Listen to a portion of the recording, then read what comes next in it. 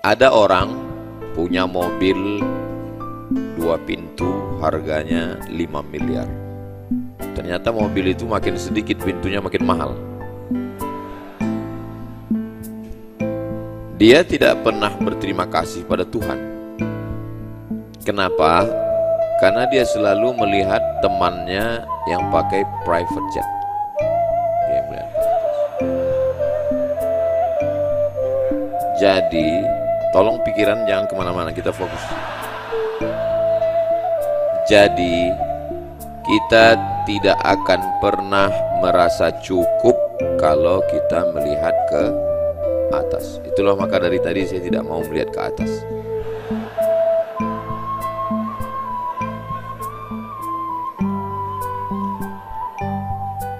Di jalan yang berbukit itu biasanya, mohon maaf, banyak monyet-monyet.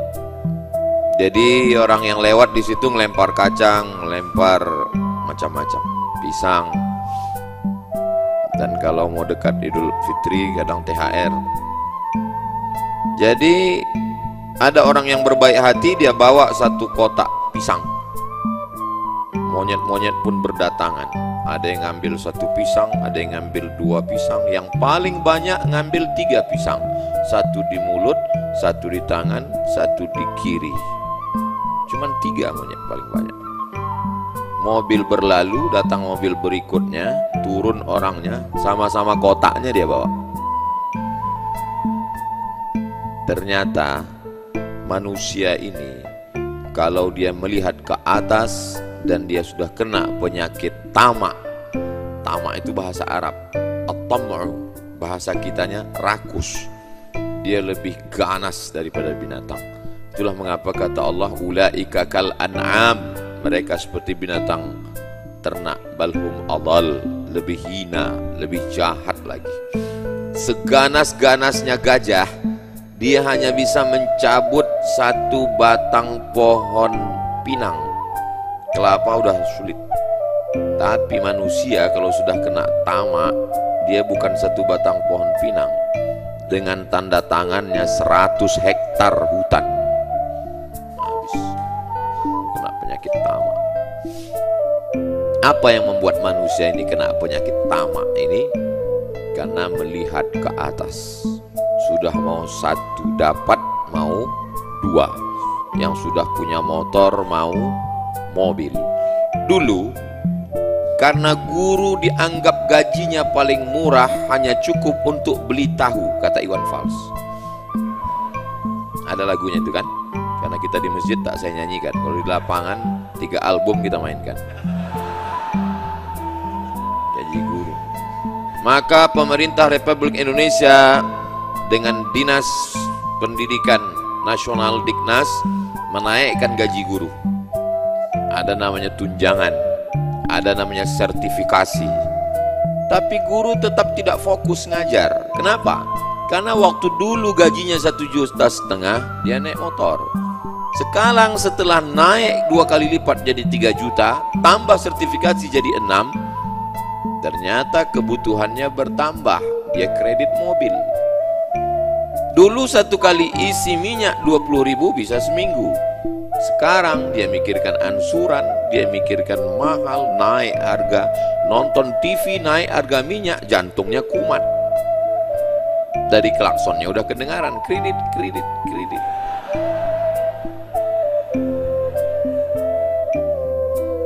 Jadi puncaknya bukan pada gaji pendapatan, buktinya ditingkatkan pun pemasukan, tetap kekurangan karena kebutuhan makin banyak.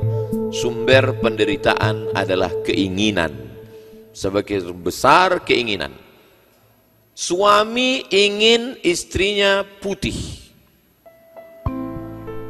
Malang tak dapat ditolak, untung tak dapat diraih. Dapat istri, jangan bilang, jaga juga perasaan mereka. Dapat hitam manis. Tapi setiap hari tetap juga dia ngomong, andailah dapatku yang putih. Akhirnya karena dia tidak bersyukur, istri merasa diteror, merasa tertuntut tiap hari, akhirnya terpaksa minum jus bengkoang. Tidak juga putih, pakai skincare. Alhamdulillah, kulit putih, mata hitam. Melihat rekening berkurang. Memang yang paling hebat adalah judul tausiah petang ini. Kalau mau jadi raja, maka obatnya hanyalah satu, qanaah, merasa cukup. Kalau dia merasa cukup dengan pemberian Allah, apa kata Nabi? Iqna' bima qasamallahu lak takun aghnan nas. Merasa cukuplah dengan pembagian Allah kepadamu, maka engkaulah orang yang paling kaya. Apa makna raja? Raja artinya dia tidak bisa didikte orang, dia tidak bisa ditekan orang, dia tidak bisa dijengkali, diukur orang, dia tidak bisa dikecilkan orang. Kenapa? Karena dia tidak pernah punya hutang, dia tidak pernah ada sangkutan, dia tidak pernah ada apa-apa dengan orang. Rumah besar, mobil mahal, duit banyak, tapi kalau kita diukur orang, begitu ketemu, si Anu rumahnya besar, yang mobilnya iya, tapi utangnya besar juga. Oh, bapak itu kaya ya, mobilnya mahal. Iya, tapi cobalah kau datang ke rumahnya, air putih pun gak keluar. Orang mengukur kita bukan raja. Di antara semua binatang yang ada di hutan, kalaulah standar raja itu karena besar, berarti yang layak jadi raja itu adalah gajah. Tapi gajah tidak pernah menjadi raja hutan. Kalaulah yang menjadi raja itu karena banyak bulunya, maka monyetlah yang paling layak. Tapi monyet tidak pernah jadi raja hutan. Kenapa yang menjadi raja itu adalah singa? Singa selalu dipakai sebagai simbol raja. Bagi kami di Sumatera, maka singa itu dipakai sebagai nama raja, si Singa Mangaraja. Itu di Sumatera Utara. Kalau di Riau, itu nama singa memang dipakai untuk nama raja kami sebelum Islam datang. Nama kerajaannya Indragiri, nama rajanya Narasinga. Dan di Inggris itu dipakai oleh seorang raja namanya Richard, dan dia bergelar dengan Richard the Lionheart, Richard berhati singa. Jadi selalu digantikan raja itu adalah singa, asal jangan raja singa, itu penyakit kelamin. Kenapa singa yang menjadi raja? Karena singa tidak mau memakan sisa. Singa hanya mau menerkam buruannya. Singa hanya mau memakan rusa hasil buruannya. Singa yang memakan sisa itu hiena. Itu adalah serigala hutan, anjing. Sedangkan singa hanya mau makan hasil buruannya. Dan singa kalau setelah dia berburu, dia makan perutnya, dia makan lehernya, dia makan daging, setelah itu dia tinggalkan. Kenapa? Karena ini ada jatah orang lain. Makanya di hutan itu mereka berbagi rezeki. Kalau singa raja sudah menerkam, dia tinggalkan untuk hiena, dia tinggalkan untuk serigala, dia tinggalkan untuk anjing, dan anjing pun meninggalkan lagi karena ada untuk serangga-serangga. Tapi kita apa yang terjadi? Ikan bakar tulang lunak, menetes air mata kucing melihat.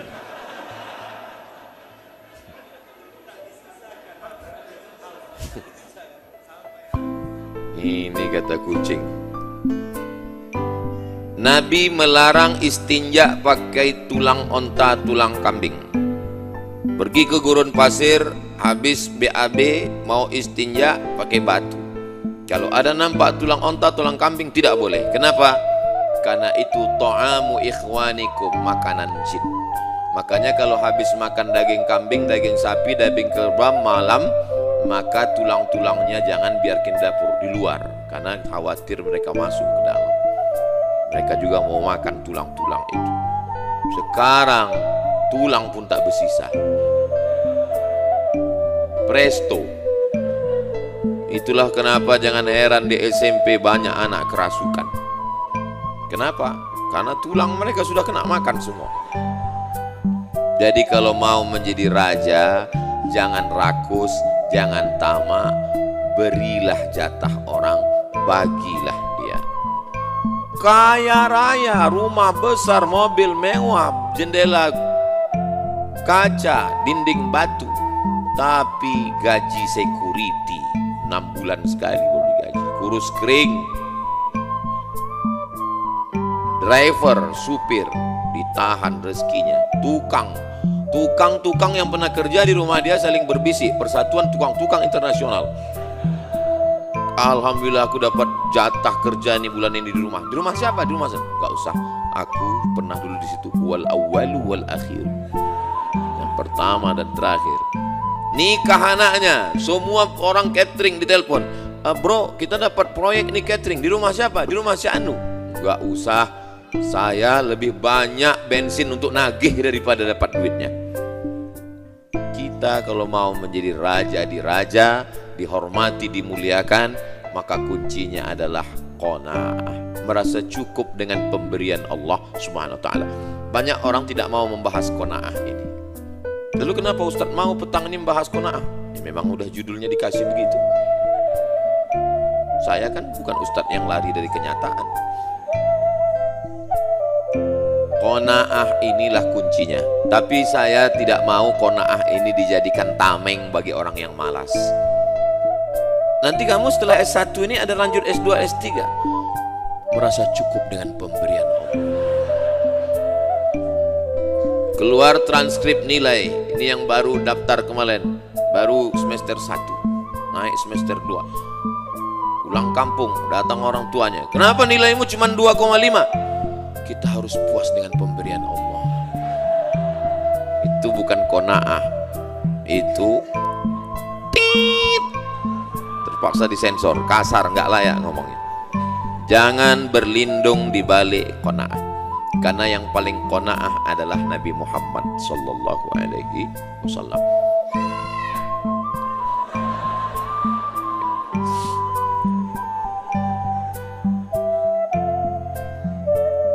Anak yang menurut kamu membosankan, maka itulah yang dirindukan oleh mereka yang sudah lama menikah belum punya anak. Ustadz, kalau saya punya anak Pak Ustadz, nakal-nakal lah, bandel-bandel lah asal punya Pak Ustadz. Rumah yang menurut kamu membosankan, rumah ini rumahnya ukurannya 4L Pak Ustadz, lu lagi ketemu. Rumah itulah rumah yang paling dirindukan oleh para kontraktor. Mudah-mudahan yang belum punya rumah dibukakan Allah pintu rezeki.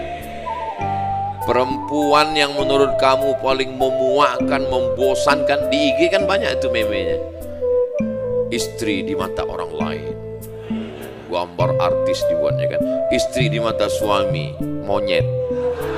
Ada memenya. Kalau kalian belum dapat nanti saya kirim.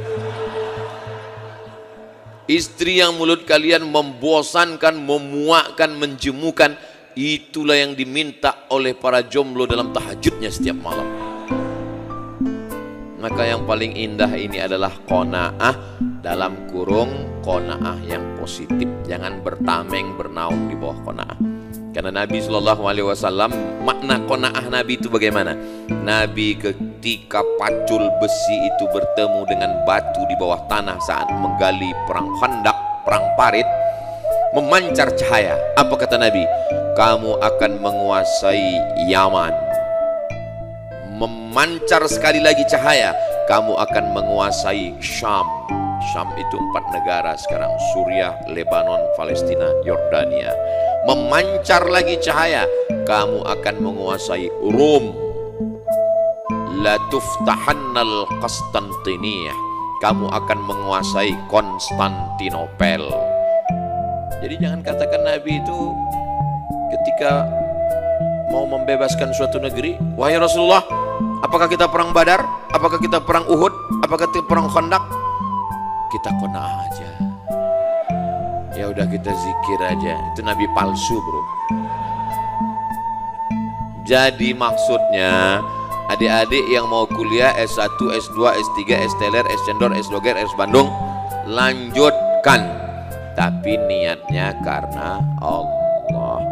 Yang mau punya buka usaha, habis usaha kuliner ini, pertama dia buka kuliner. ayam goreng. Ayam rasanya udah Pak Ustadz, bebek panggang. Bebek rasanya udah Pak Ustadz. Semua udang udah, semua makanan manusia sudah. Akhirnya manusia mengeluh. Dibuatkan makanan jantung koroner, diabetes, asam urat. Saya berpindah sekarang Pak Ustadz, apa? Kuliner kucing.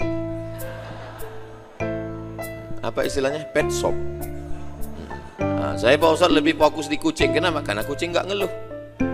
Nggak pernah kucing ngeluh, langsung mati aja.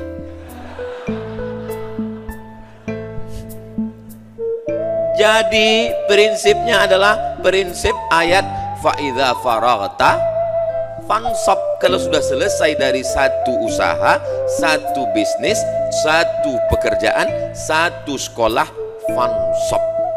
Tapi jangan ayatnya benar, hadisnya benar, tafsirnya sesat. Ente kemarin ngantar mahasiswi si Anu waktu semester 1? Iya. Kemarin aku lihat bonceng si Anu. Fa'idha faraghta fansab. Itu tafsir sesat itu. Wajib ditangkap MUI setelah Makoli.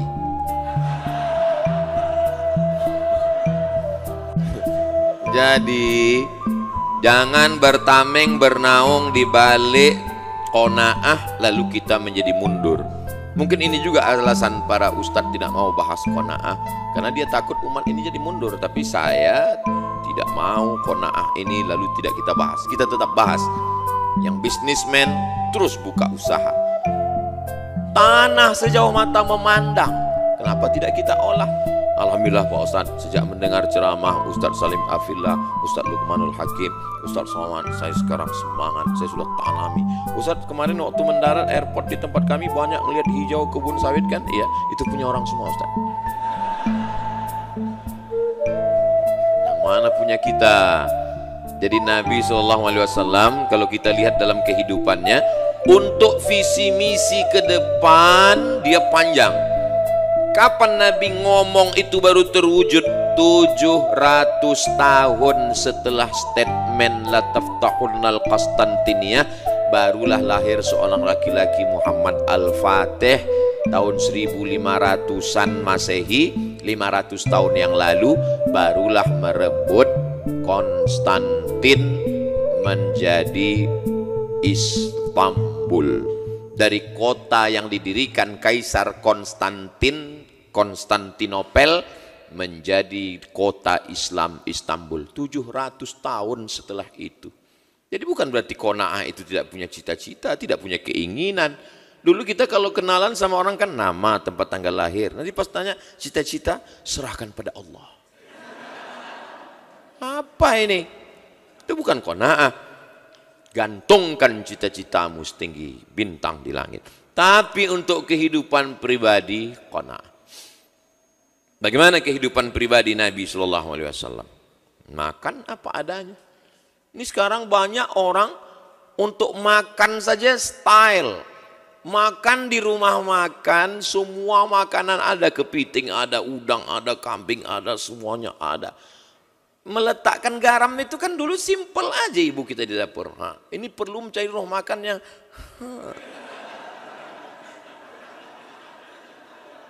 karena yang dicari itu bukan makannya tapi stylenya, gayanya. Sampai di situ foto-foto pulang, nggak dimakan sama sekali. Kenapa? Karena tujuannya bukan makannya tapi lifestyle. Bahwa kalau sudah makan di rumah makan itu, kamu akan naik level ke atas. Wala umanniyannahum, aku akan buat mereka berhalusinasi. Kalau yang paling hebat, kalau yang paling kaya, kalau yang paling. Ustaz, tadi ada ngelihat orang keluar dari kamar mandi ini enggak? Emangnya kenapa? Aduh Ustaz, jam saya yang 100 juta itu tinggal tadi di dalam. Jam 100 juta dengan yang 10 juta kan sama.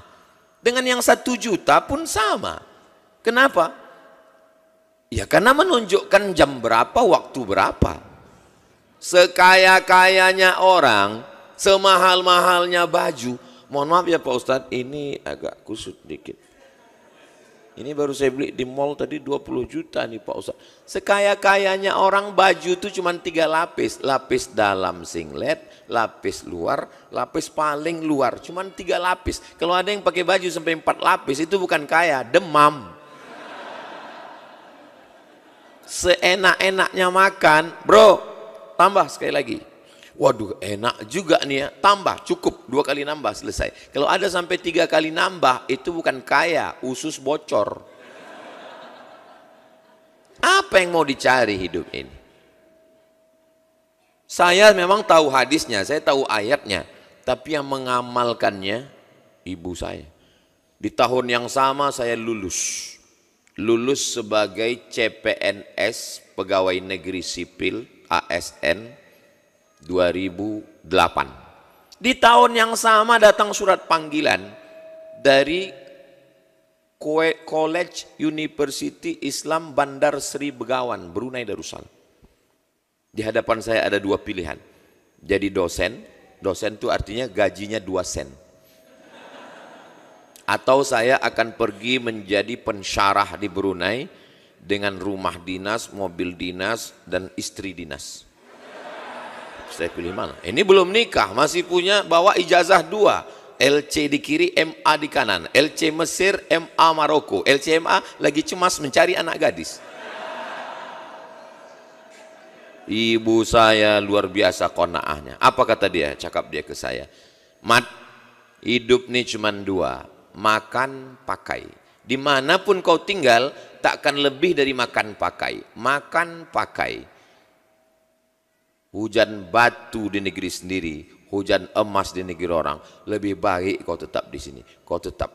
Saya dengarkan cakap ibu saya. Apa yang terjadi sekarang?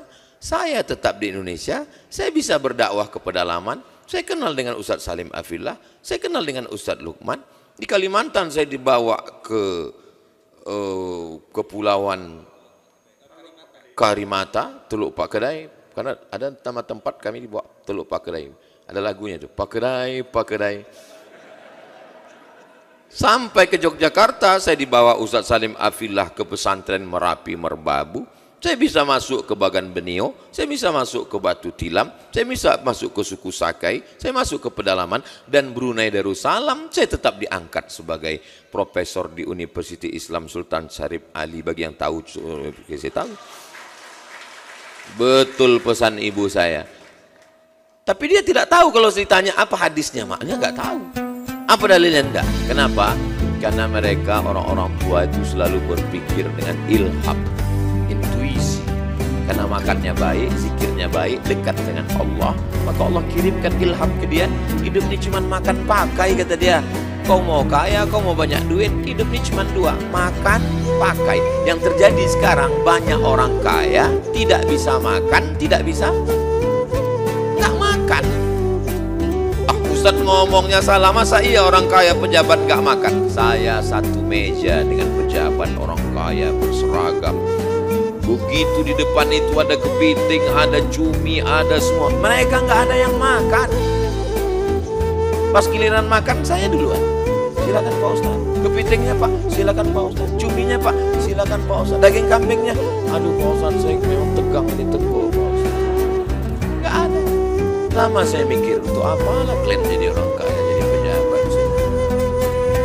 Syukur-syukur duitnya yang banyak itu sempat bangun masjid. Amin. Syukur-syukur. Mau makan nggak bisa, mau minum takut diabetes, mau kawin lagi istri kejam. Apa yang bisa dilakukan? Pakai pun nggak bisa dibuat pakaian. Sekarang banyak sekali orang kaya yang nggak bisa berpakaian. Makanya saya senang sekali kalau ceramah dibawa ke Merapi Merbabu. Saya tenang di sana. Tapi kalau sudah tinggal di hotel, banyak sekali di hotel itu orang kaya yang tidak bisa pakai. Ada kainnya belum selesai dijahit sudah dipakai, resleting belum dipasang sudah dipakai, tinggi 170 kain cuma 50 cm dipakai. Loh, Ustadz kok tahu? Ustadz ngelihat? Iya, gimana lagi?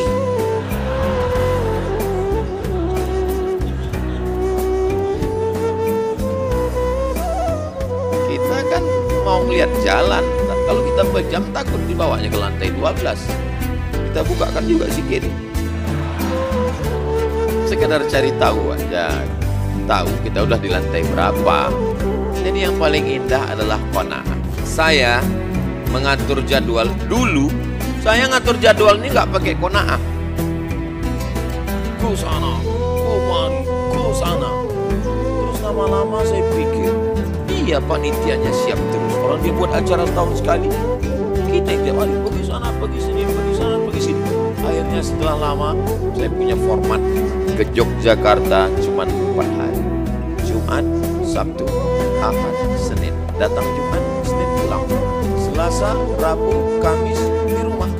Tenang, kita tidak dikejar-kejar orang. Apalagi dekat-dekat pilkada begini. Jadi sekarang saya tenang, nggak bisa saya didikte orang. Ustaz Somad, kita ke sana. Saya bilang jadwal saya. Nggak bisa diganggu gugat. Siapa benar? Ini Pak Ustaz, ada gubernur, ada bupati. Apa ada orang yang lebih hebat dari Ustaz Salim Afif? Yang mereka. Disitulah baru saya paham bahwa kalau kita qanaah, kitalah yang raja. Kita tidak bisa diatur-atur orang. Mana ada orang bisa ngatur Abdul semua? Yang bisa ngatur 2 pawang inilah juga. Tapi kalau udah datang jadwal Yogyakarta, jadwal Pontianak, Ustaz Somad ke Pontianak, I'm coming. Ustaz Somad datang ke Yogyakarta, siap. Menyala abang. Nah, jadi adik-adik, kalau kalian mau independen, kalau kalian mau bebas, tidak didikte orang, tidak diukur orang, tidak dijengkali orang, maka kuncinya ada pada qanaah, merasa cukup, tapi kalian tetap punya cita-cita yang tinggi dan hebat. Insya Allah adik-adik semua akan menjadi raja. Kalaupun tidak raja di Pulau Jawa, raja di rumahnya sendiri.